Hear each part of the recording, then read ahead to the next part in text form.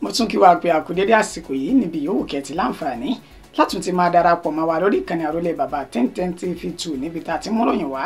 lájà ọbalẹ̀ pẹ̀lú bí nǹkan bá ṣe ná káàkiri orígun mẹ́rẹ̀ẹ̀rin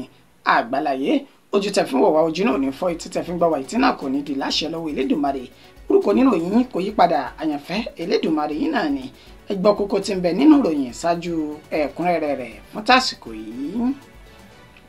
Buhari là ń bá wípé ó wakọ̀ orílẹ̀-èdè Nàìjíríà sẹ́yìn fún bíi 50 ọdún ìwọ̀n 100 ọdún ni Tinubu yóò fi wa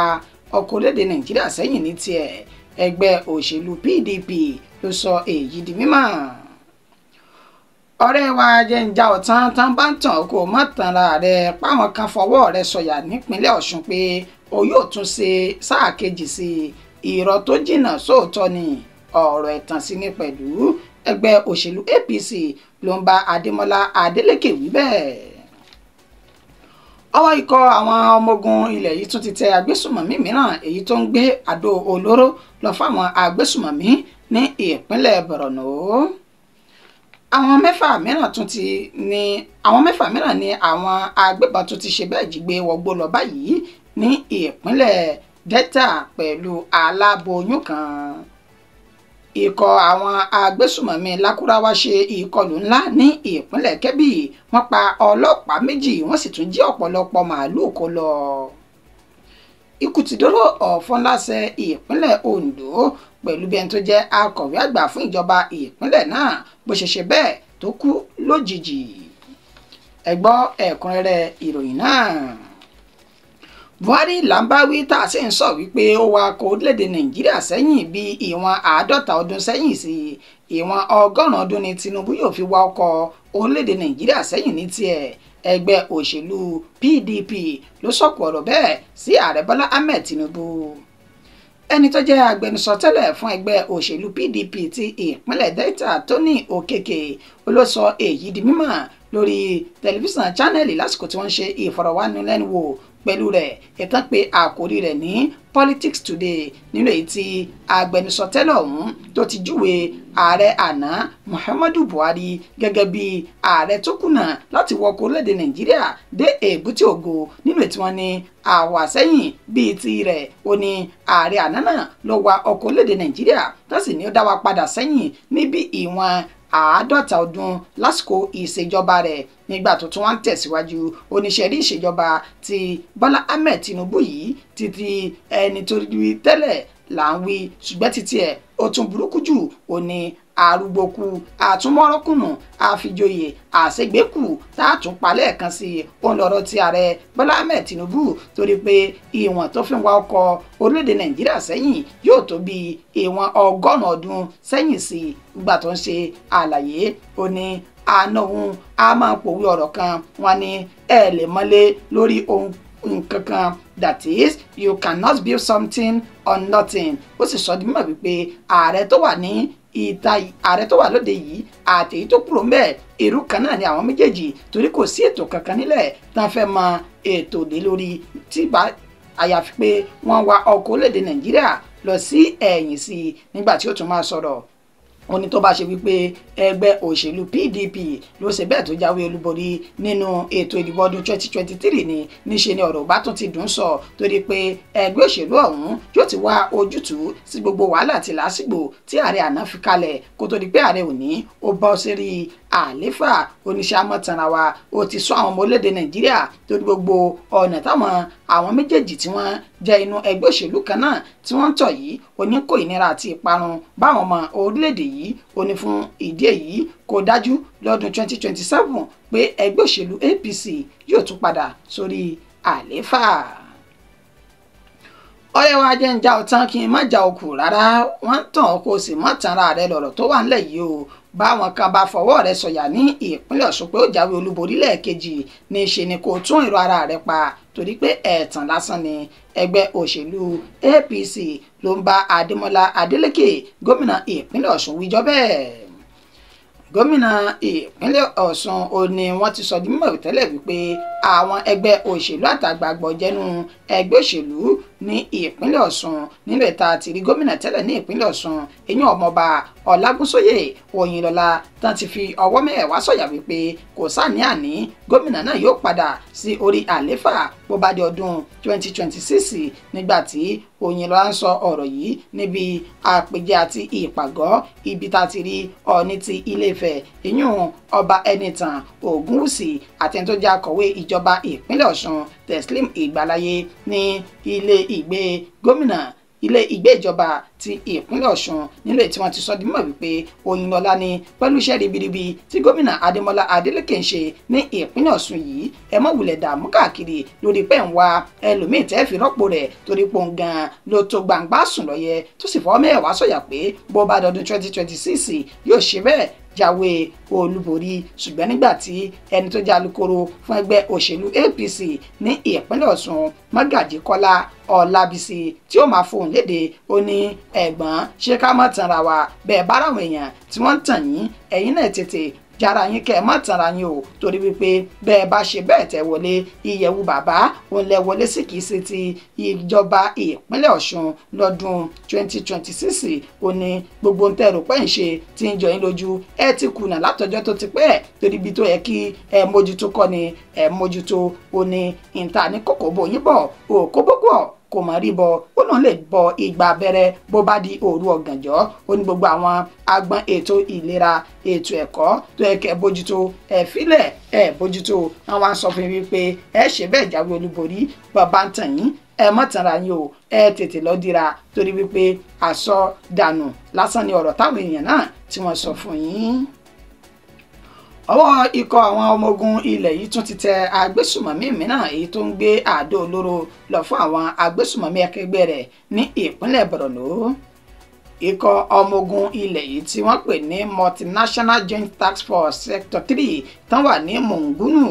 ni wọ́n ti fi páńpẹ́ òfin mú arákùnrin tí wọ́n pe orúkọ rẹ̀ ní Mukhtar Alhaji Shari ẹni ọdún 28 ní ìjọba ìbílẹ̀ Gubio ní ìpínlẹ̀ Borno ọ̀hún nínú àlàyé tí ẹni tó jẹ́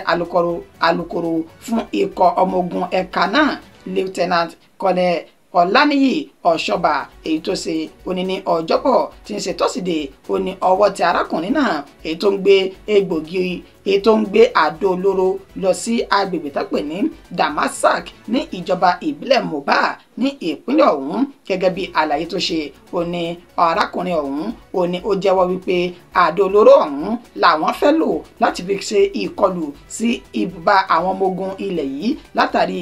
pé àwọn fẹ́ gba ẹ̀san àwọn ènìyàn wọn tí wọ́n ti ṣe ikú pa àtàwọn tí ń bẹ ní àgọ́ wọn náà gẹ́gẹ́ bí àlàyé tó ṣe àdó olóró náà ò ní wọ́n ti pèlò rẹ̀ sílẹ̀ tẹ́lẹ̀tẹ́lẹ̀ rí tó sì ní wọ́n ti fi ọjọ́ kalẹ̀ tó bá fi ṣe ìkọlù náà sí àwọn ọmọ ogun lẹ̀ yìí ṣùgbọ́n tí ikọ̀ àwọn ọmọ ogun lẹ̀ yìí tí wọ́n ṣe bẹ́ẹ̀ tí wọ́n já jù wọ́n lọ tí wọ́n sì ṣe bẹ́ẹ̀ pàkìtì mọ́lẹ̀ nínú tí wọ́n ti fi páńpẹ́ òfin mú Mọ̀kútàrù yìí tó sì ti wà ní akolo wọn báyìí alukoro tẹ̀síwájú wípé àwọn kò ní káwọ́ gbéra sẹ́ẹ̀ bẹ́ẹ̀ làwọn ò ní sùn lé láti máa ṣe ìwádìí finifini lórí àwọn agbésùmọ̀mí ní kọ̀rọ̀kọ́ndú gbogbo ìpínlẹ̀ Borno táwọn yóò sì máa ṣẹ́gun wọn nígbà gbogbo. àwọn mẹ́fà mìíràn ni àwọn agbébọn tó ti ṣe bẹ́ẹ̀ jí gbé wọgbó lọ báyìí pẹ̀lú aláboyún kan ní ìpínlẹ̀ Delta ní agbègbè Ogunwàṣù Ukwu ìjọba ìbílẹ̀ Àníọ̀chà ó ní ìbẹ̀rùbojo ló ti gbọ́ ọkàn gbogbo àwọn ènìyàn ibẹ̀ báyìí pẹ̀lú bá ti sọ dímọ̀ pé láàrin ọjọ́ 6 síra wọn bẹ̀rẹ̀ láti ọjọ́ 23 títí di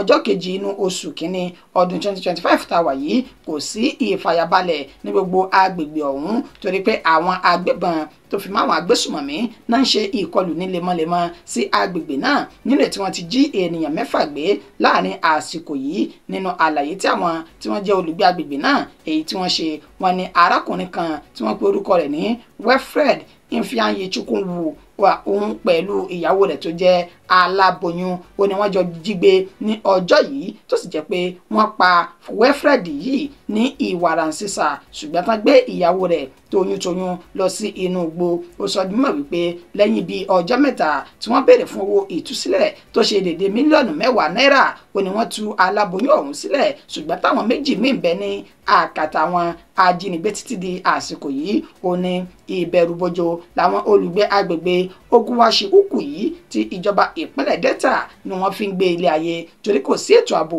bẹ́ẹ̀ làwọn kò tí ì rí nǹkan kan gbọ́ látọ̀dọ̀ àwọn agbófinró ní gbogbo agbègbè ọ̀hún. Nígbà tí kò níròyìn tí wọ́n bẹ́ẹ̀ tó jẹ́ alukoro iléeṣẹ́ ọlọ́pàá ìpínlẹ̀ Delta ní gbólóhùn Bright Edafe ó sọ dímọ̀ wípé àwọn kò tí ì gbọ́ nípa ìṣẹ̀lẹ̀ náà o bóyá wuyewuye àhesọ ọ̀rọ̀ lásán ni torí kò tí ì sí irú ẹjọ́ bẹ́ẹ̀ ní àgọ́ àwọn agbófinró kankan ní gbogbo ìpínlẹ̀ Delta ṣùgbọ́n táwọn olùgbé bẹ́ẹ̀ ń pariwo wípé ìjọba ni ò yà sáwọn o torí pé ọ̀pọ̀lọpọ̀ àwọn ènìyàn náà ti jí gbé wọnú igbó báyìí. Àwọn agbésùmọ̀mí ikọ̀ Lakurawa ṣe ìkọlù ńlá ní ìpínlẹ̀ Kebbi wọ́n pa ọlọ́pàá 2 wọ́n tún jí ọ̀pọ̀lọpọ̀ màálùú kó lọ sí inú igbó báyìí. Gẹ́gẹ́ bí àlàyé alukoro iléeṣẹ́ ọlọ́pàá ìpínlẹ̀ Kebbi SP Nafiu Abubakar èyí tó ṣe ó ní ìṣẹ̀lẹ̀ náà ló wáyé lánàá òde yìí tí ń ṣe ọjọ́ 7 inú oṣù kínní ọdún tá a wà yìí nígbà tí àwọn agbésùmọ̀mí tí ìgbàgbọ́ wà pé wọ́n jẹ́ ikọ̀ agbésùmọ̀mí Lakurawa tán ṣe ìkọlù sí agbègbè Alhaji Lawal Block Farm àti ọ̀dọ̀ àwọn Fúlàní tó ń bẹ ní Natsini òpópónà Argungun sí Kangiwa ní ìpínlẹ̀ Kebbi ọ̀hún nílò tí wọ́n ti sọ dímọ̀ wípé wọ́n dá wọn Fúlàní tí wọ́n dá màálù wọn lọ́nà tí wọ́n sì fẹ́ kó àwọn màálù èyí tí wọ́n kò dín ní 200 tó fẹ́ kó wọn wọ inú igbó lọ káwọn ọlọ́pàá tí wọ́n ń ṣe pàtírò ní agbègbè náà kan tó dá sí ọ̀rọ̀ ọ̀hún lásìkò táwọn ọlọ́pàá àtàwọn ikọ̀ Lakurawa tọ́jọ́ ń rọ̀jò ìbọn fúnra wọn báyìí ó ní wọ́n ṣe bẹ́ẹ̀ dẹ́mi àwọn ọlọ́pàá 2 légbodò tí wọ́n sì gbèkúrú jẹ lọ́wọ́ ẹ̀bọra. Wọ́n sọ dímọ̀ wípé ikọ̀ àwọn Lakurawa náà wọn kò ṣàì fi ara gbọ́ta tó fi mú wọn láti júbà ìhòòrò ṣùgbọ́n wọ́n ní ọ̀gọ̀rọ̀ màálù ó náà ṣe bẹ́ẹ̀ tí wọ́n dàwọ́ inú igbó sá lọ báyìí. Alukoro SP Nafiu Abubakar ó wà ní ẹni tó jẹ́ ọ̀gá àgbà fún ikọ̀ àwọn agbófinró ìpínlẹ̀ ọ̀hún ó ti ṣe bẹ́ẹ̀ náwó ìbánikẹ́dùn sáwọn mọ̀lẹ́bí àwọn agbófinró 2 tí wọ́n jáde láyé nígbà tí ó ṣe àbẹ̀wò sí ẹni tó jẹ́ emir agbègbè náà láti sọ ohun tí ó ṣẹlẹ̀ ní àsìkò ọ̀hún fún wọn. Ikú dóró akọ̀wé àgbà fún ìjọba ìpínlẹ̀ Ondo ló ṣe bẹ́ẹ̀ tó kú lójijì báyìí. Ẹni tó jẹ́ akọ̀wé àgbà lábẹ́ fún ìjọba ìpínlẹ̀ Ondo lábẹ́ aláṣẹ àti olùdarí Lucky Ayédàtiwa èyàn Táyọ̀ Olúwatúyì ó ní ó ti ṣe bẹ́ẹ̀ dágbére fáyé báyìí pẹ̀lú bí ìròyìn náà bí ó ṣe ń tẹ̀ wá lọ́wọ́. Táyọ̀ Olúwatúyì òní gómìnà ìpínlẹ̀ Ondo Lucky Ayédàtiwa ló fi jẹ oyè akọ̀wé àgbà fún ìjọba ìpínlẹ̀ Ondo nínú oṣù kínní ọdún 2024 ṣùgbọ́n tó jáde láyé ní èní tí ń ṣe ọjọ́ àbámẹ́ta ọjọ́ 4 inú oṣù kínní ọdún 2024 náà. Ìròyìn tẹ̀ wá lọ́wọ́ wípé Táyọ̀ Olúwatúyì tó jẹ́ akọ̀wé ọ̀hún òun ló ti ní ìjàmbá ọkọ̀ ojú pópó nínú oṣù kejìlá ọdún tí a lò sẹ́yìn yìí ní òpópónà márosẹ̀ Ifẹ̀ sí ìlú Ìbàdàn nínú ètò wọn ní ọkọ̀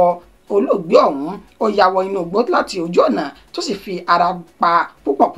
kó tó di pé wọ́n gbé lọ sí ilé ìwòsàn ti Ọbáfẹ́mi Awólọ́wọ̀ Teaching Hospital tó wà ní ìpínlẹ̀ Ọ̀ṣun nílò tí wọ́n ti ní ó dákẹ́ ní òní sí ilé ìwòsàn tí wọn kò fi orúkọ rẹ̀ léde. ayò tún máa fún yín ní ẹ̀kúnrẹ́rẹ́ ìròyìn nípa olóògbé Táyọ̀ Olúwatúyì tó jẹ́ akọ̀wé àgbà fún ìjọba ìpínlẹ̀ Ondo. ìròyìn wa kò jù báyìí lọ fún ti àsìkò yìí ẹni tó ṣe àkójọpọ̀ rẹ̀ tó tún mú wá sójú mọ́ màwòrán yín náà ní àyànfẹ́ Elédùmarè títí di ìgbà táṣù padà máa fún yín ní ìròyìn míì tẹ́ ẹ bá subscribe kí lẹ tún dúró ṣe ẹ tètè bá wa tẹ̀ sójú ẹ̀ tẹ́ ẹ bá sì ti wá tẹ̀ ńkọ́ ẹ bá wa fi notification yìí náà sílẹ̀ tí bá ti ń balẹ̀ kó máa dojú ojú ìwòran àtẹ́tí ìgbọ́ ẹ̀yin tẹ́ jẹ́ olólùfẹ́ wa. a sì rọ̀ yín lọ́pọ̀lọpọ̀ pé bàbá ti mú àwọn ìròyìn náà wá ẹ dákun ẹ dábọ̀ ẹ máa bá wa gbìyànjú láti share rẹ̀ káàkiri fún àǹfààní àwọn ènìyàn míì tí wọ́n ti mọ̀ pé ìkànnì kan báyìí ó wà nílẹ̀ tó ń sojú ọmọ káàárọ̀ oòjíire nípa ìròyìn ajá balẹ̀ títí dìgbà tá a tún padà máa pàdé orúkọ mi ò ní yí padà àyànfẹ́ Elédùmarè yín náà ni a kú sinmi òpin ọ̀sẹ̀. ìhàwó ni mo kọ sí ẹlẹ́ẹ̀kejì Gọ̀nà Adélékè. Èsì tí mo fún ni pé wọn náà bàbá wa ní oògùn tí máa ń jẹ fún ni èèyàn kì í dànù. Oògùn Adémọ́lá ó ń jẹ fún wa ní ìpínlẹ̀ dànù. Ó ṣe rí lò.